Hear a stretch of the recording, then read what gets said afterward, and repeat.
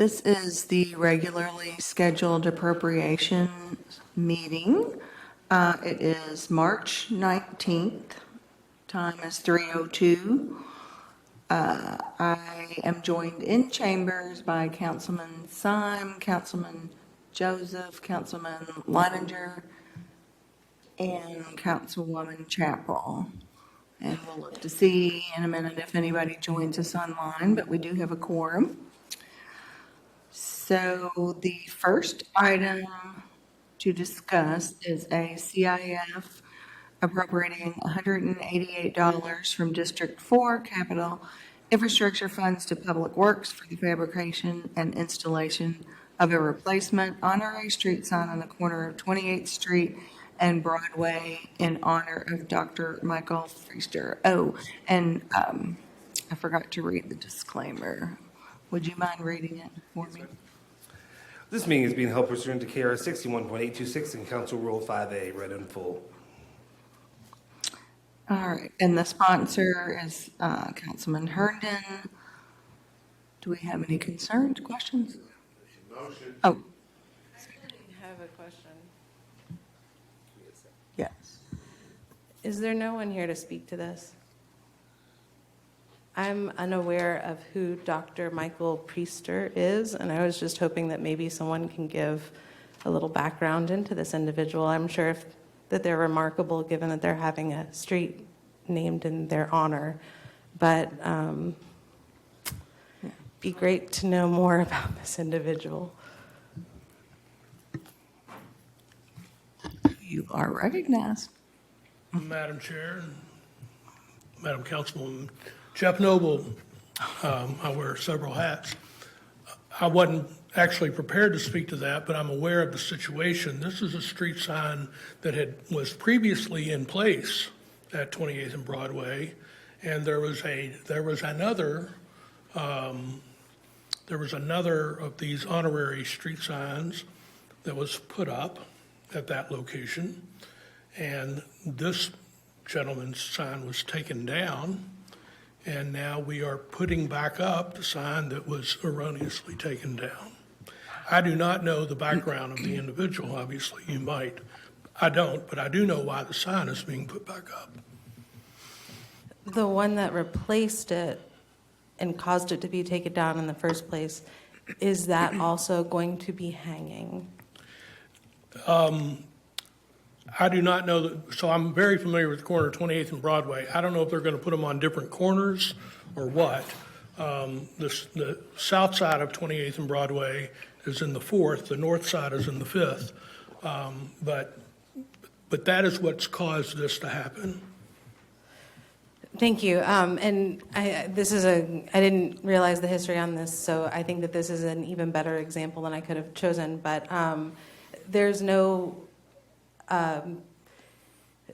regulation or rules behind how you name a street after someone. And I'm not saying that there's anything nefarious about this, and I understand putting it back up when it had already existed. But I think that that's something that we really need to examine as a council in what that looks like in order to designate this.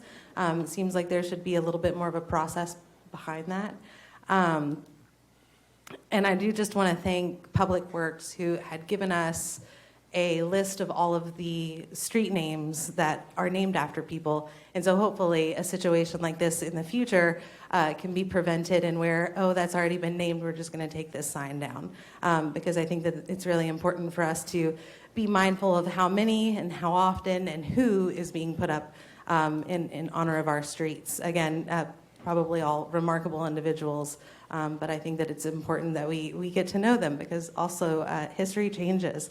So once a street sign goes up, how often does it stay up in their honor? And I do just want to make the distinction that there are honorary street signs, and then there's also street name changes. These are honorary street signs, so they're not changing the name of the street, but I think it's still important that we understand and have a process for the sign placement. And for what it's worth, it does put a burden on our Office of Management and Budget and Public Works to take the time out of their day to put these signs up and go through the process, the very loose one that we have laid out. So sorry for if it feels like I'm singling out District 4. This is not, what I'm saying applies to all 26 districts, whether they have honorary street signs or not. We really need to look into this, so thank you. Thank you, Councilwoman Chapel, and your points are well taken. And I was just curious, I mean, I'd be concerned that Google Maps would have difficulty keeping up with all the changes as well. Did we have and we have also been joined by the Vice Chair of the committee, Councilwoman Raymond. Did we have a proper motion in a second? Okay. So all those in favor say aye and opposed no. Aye. Okay, the legislation passes. Item number 2 is held. Item number 3 is an ordinance appropriating $28,500 from neighborhood development funds in the following manner: $2,000 from District 15, $1,500 from districts 1, 2, 3, 4, 6, 7, 8, 9, 10, 11, 12, 14, 17, 19, and 26, $1,250 from District 22, $750 from District 20, $500 each from District 13, 21, 23, and 24 through OMB to Kentucky Shakespeare, Inc. for costs associated with the 2025 Shakespeare in the Parks Tour. Properly motioned and seconded. Sponsor is Councilman Leininger. And do we have a motion and a second? Okay, sorry about that. I understand this tour begins April 4th, 2025. And would you like to speak to it? Yes, this is for the Shakespeare in the Park touring program, distinct from the Shakespeare in the Park at Central Park, where there's sort of a residency there over the summer. This is going to go to various parks around the city, touring with Macbeth. Each performance is $1,500, which is honestly a great deal for an awesome cultural performance for people in our city that, maybe don't have access to what goes on in Central Park over the summer. Okay, thank you much. Any questions or concerns? May I?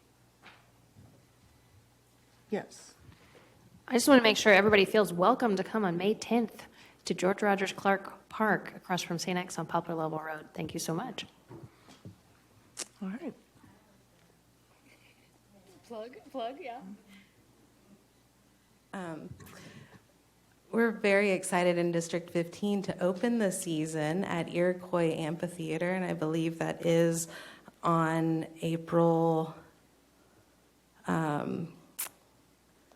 I think it's on April 6th, so I don't know what the 4th is. But April 6th, Shakespeare in Iroquois Park. And then we're also excited to close out Shakespeare in the Parks in District 15 at Emerson Park on Sunday, May 25th. So I hope you can join us. And it's a great way to come and look at our beautiful local parks. Okay, this requires a roll call vote.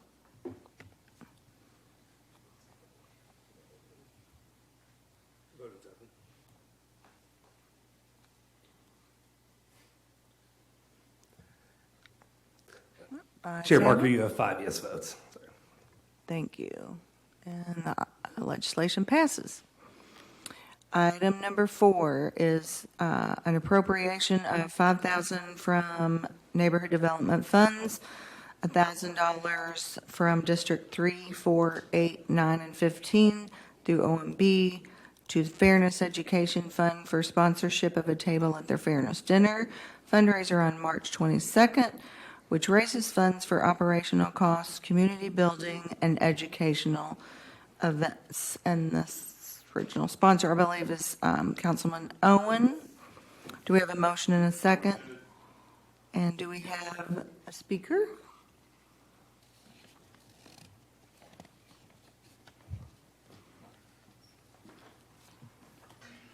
Hello, Chair. Hello, everyone. My name is Regina Garr, Administrative Assistant for District 9. And as you stated, the Fairness Dinner is sponsoring a table with all the districts that were mentioned. And the funds will be used for the generational administrative and operational costs, including maintenance costs in their existing office spaces, supplies, costs associated with community building and educational events. So,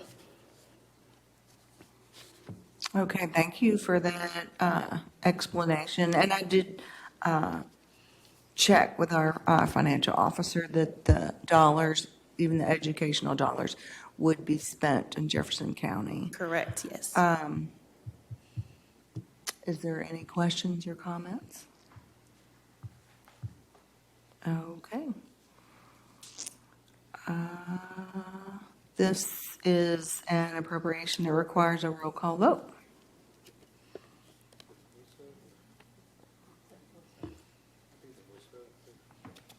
Is it a voice vote? Any CLDF. Okay. This confuses me every single meeting. Any CLDF, NDF, or CIF is a voice vote every single time. If it's an ordinance, that's the only time it's a roll call. That's what it's over. Okay. Any ordinance over 5,000. Okay. Got it. All right. So all those in favor say aye. Aye. Opposed, no. Aye.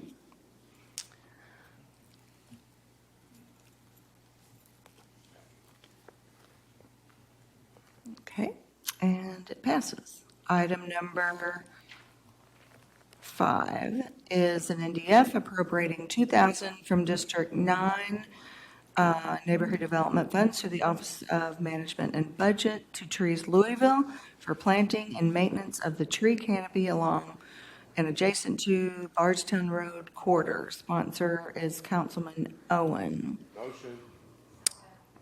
Properly moved and seconded, and understand the project will begin after the NDF funds are received by the nonprofit and will continue through 6/30/25.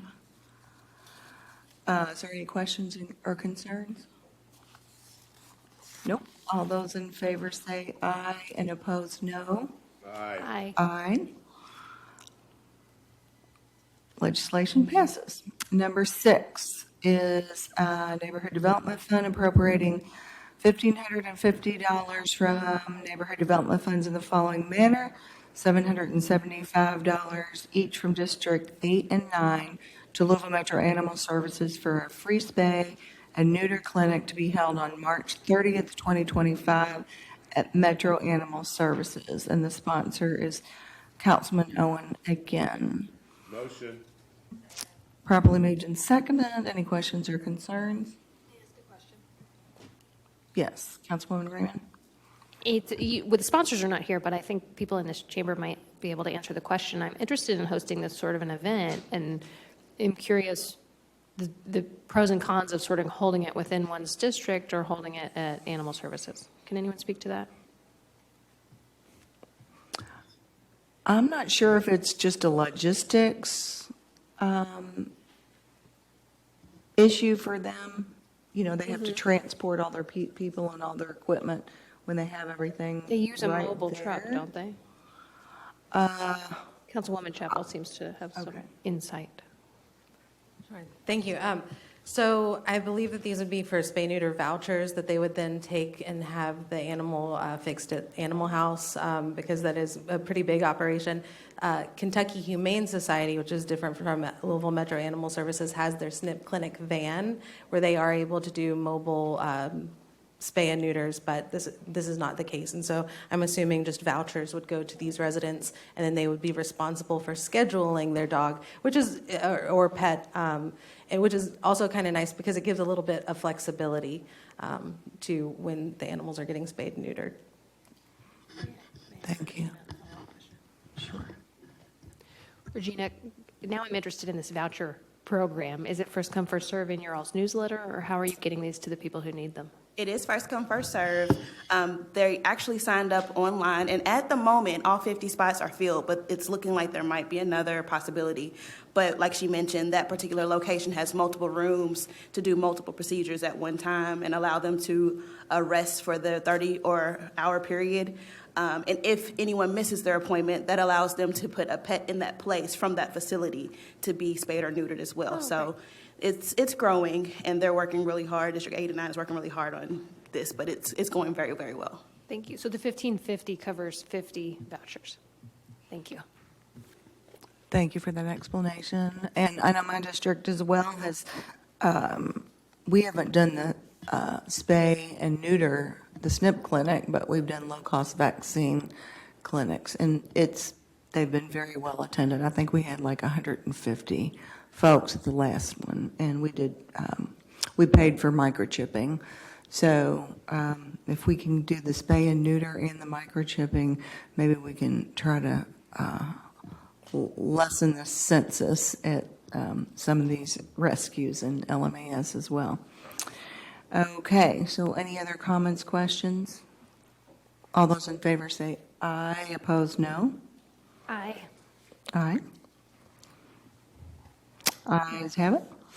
Item number 7 is an ordinance appropriated $13,300 from District 20 Neighborhood Development Funds to the Louisville Metro Police Department for 2 flock cameras to be installed in the Dunbar Springs and Silver Oak subdivisions.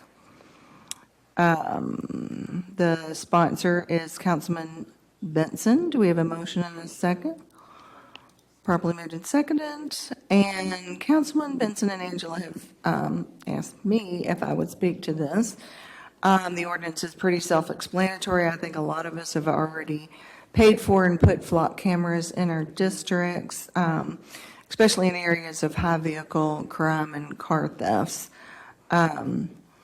So these funds, it will be for 2 flock cameras and a 2-year subscription for the Dunbar Springs and Silver Oak subdivisions. The cameras will be placed in the public right-of-ways. And after the subscription expires, they'll have the opportunity to continue the camera subscriptions at their own cost. Any questions or concerns? This requires a roll call vote.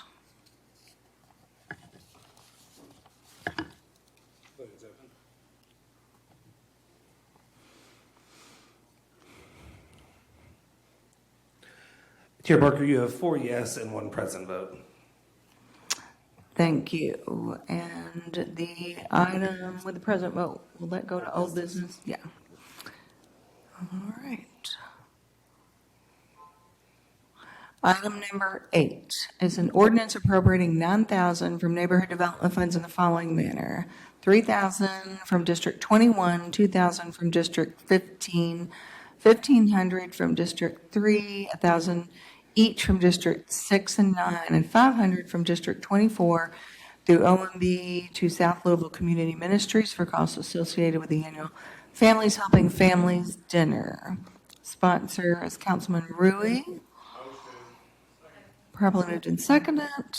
And this, District 21. Good afternoon, Madam Are you Chair. looking for an amendment?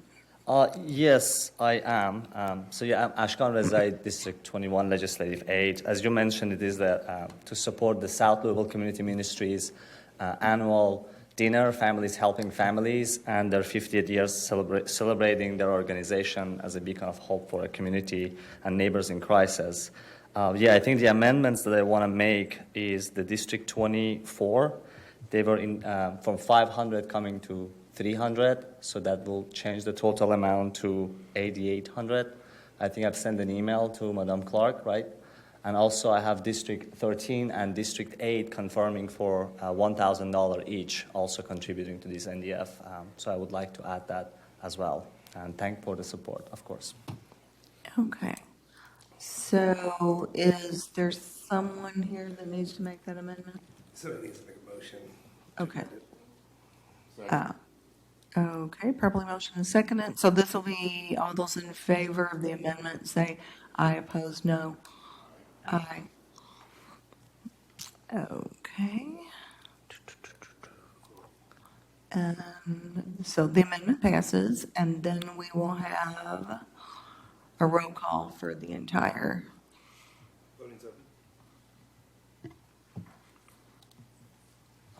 And if I may just, is that good? Okay. Well, I think we now, if I just want to make sure that the amount right now is $10,800 total, right? So we still need $1,200? Yes, okay. Yeah, we would appreciate the support for the remaining. Thank you so much. Well, thank you. Chair, you have 5 yes votes. And the item passes. And it will go to old business since it was amended.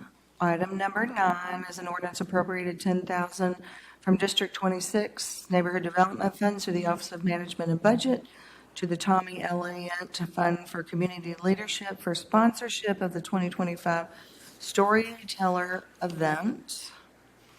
The sponsor is Councilman Ackerson. Properly moved and seconded, and this will be April 10th at the Muhammad Ali Center. You're on. Thank you, Madam Chair. Jeff Noble, Councilman Ackerson's office. I have with me Mary Ann Elliott, who has a letter which she wants to read, which will probably answer any questions that the committee will have, Okay. with your permission. Hello, Madam Chair and everyone. My name is Mary Ann Elliott, and next month will mark the 2-year anniversary of my husband being killed in the Old National Bank shooting. And in the midst of that tragedy and that grief, I really thought about what can we do to bring light to darkness, because I know that I want to be part of a community that is not defined by what happens to us, but by how we respond. And so my inspiration was storytelling, because I believe that storytelling, particularly for nonprofits, helps to connect and inspire action. So this event is meant to build the capacity of nonprofit leaders, which goes beyond the event on April 10th. StoryFest was funded by the Tommy Elliott Fund, but we are seeking additional money so we can give grants to 6 nonprofits on April 10th. These 6 nonprofits were selected by Leadership Louisville in their Ignite program. So 7 were initially chosen in September, and 6 had the choice to participate in a storytelling curriculum and coaching so that they can give their 5-minute story of impact. And again, the vision is that these stories are not for the event, but the stories will then go to help them be empowered to further their mission. The 6 nonprofits are the Healing Place, the ACE Project, the Louisville Orchestra, Brightside Foundation, the Pete Foundation, and Wilderness Louisville. There'll be a friendly competition where their winner will get $10,000 and the runners-up will each get $8,000 to spend toward their mission. And to recap, the nonprofit's going to receive the training, exposure to the community, and the grant. And I think that's it. So thank you for your consideration. Any questions? Councilman Joseph. Yeah, my quick question I have, I'm looking at our documents right here, and it says for, to help sponsor that they need to be on the fundraising levels and whatnot. What are the different sponsorship levels? The sponsorship levels go from $25,000 to $1,000. Okay. So right now we have 1 $5,000 and 2 $10,000, and then several others in the other categories. And if we wish to sponsor, we reach out to,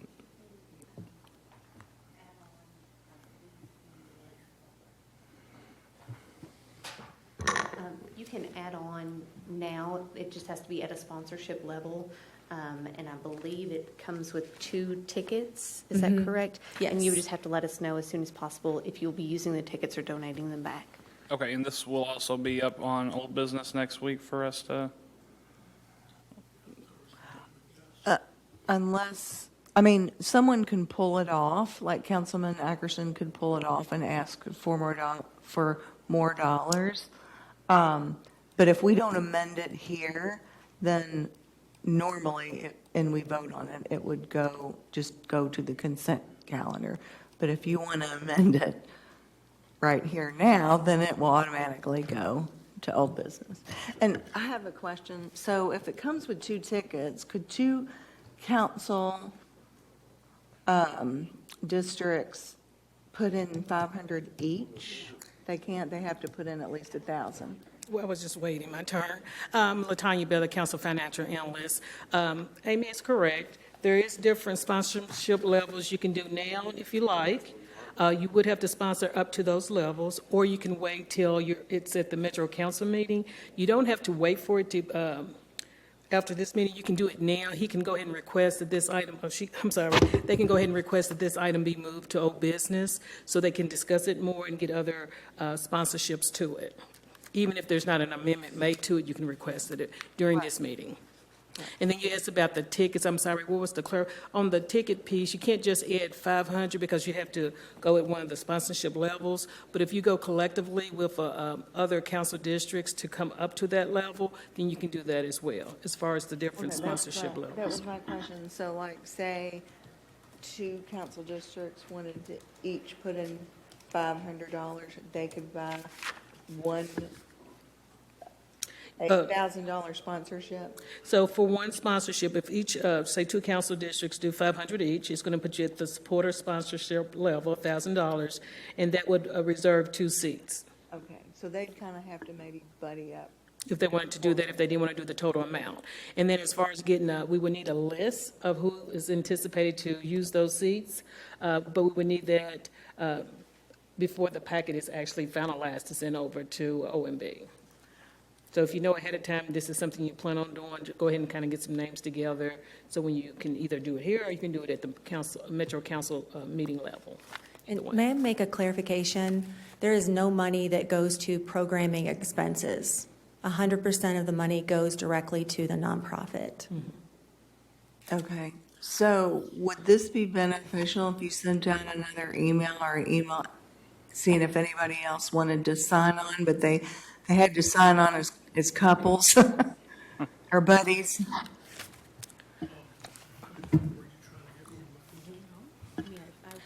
Jeff, this is Latanya Bell.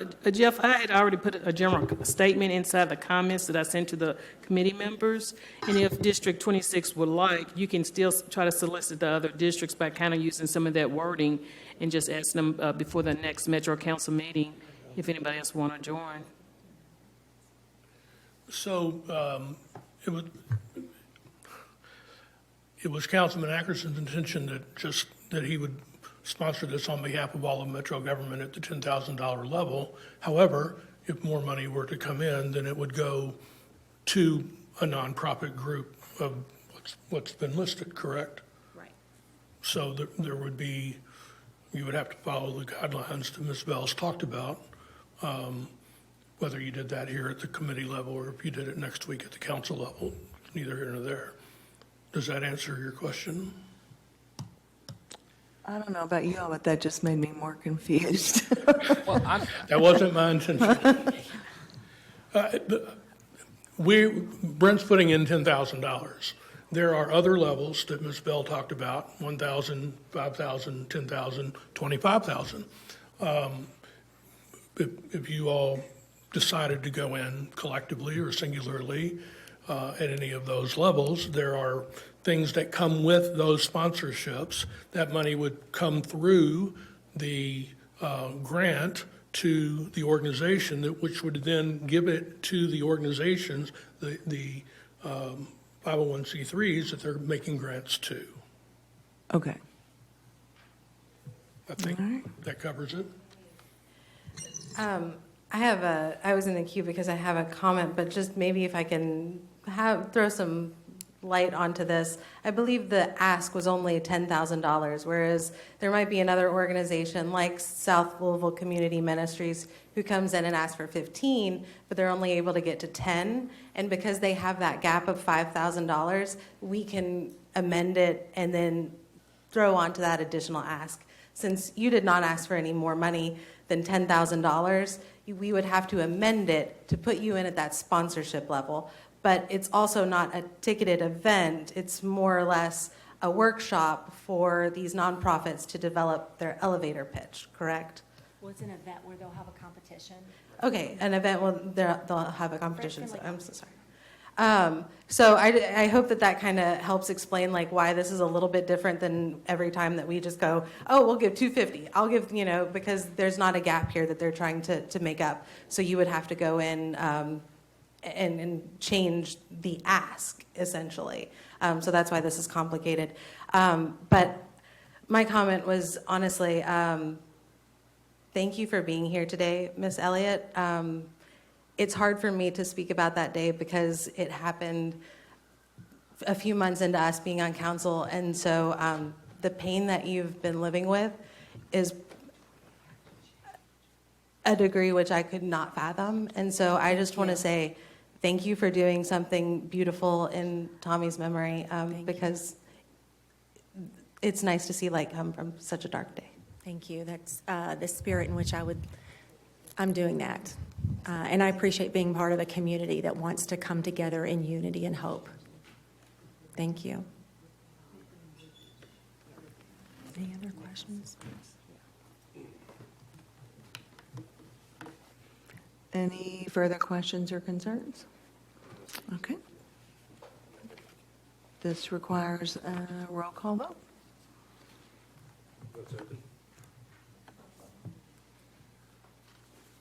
Chair Parker, you have 5 yes votes.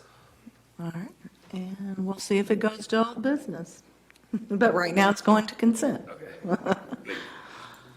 And there's nothing further to discuss, so we are adjourned.